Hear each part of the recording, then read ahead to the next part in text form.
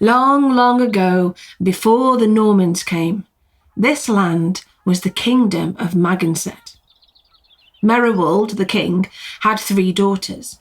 The eldest, Milburga, would come to serve her people not as queen, but as abbess of Wenlock. She changed her royal robes for a more saintly garb, and a saint she became.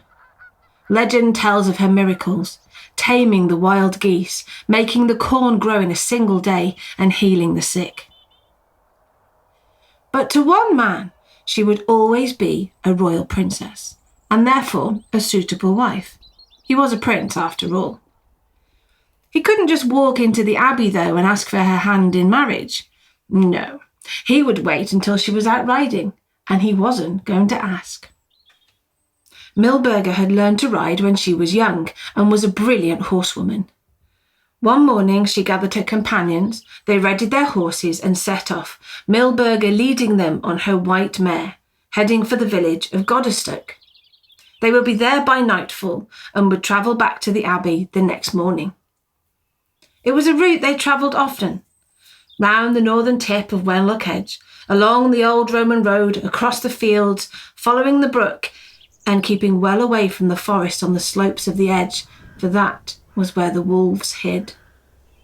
The prince heard that she was out riding. He gathered his men, his horses, and his favourite hounds, and went hunting. Milburga and her companions visited each settlement with herbs for healing and food for the hungry, moving steadily along the valley.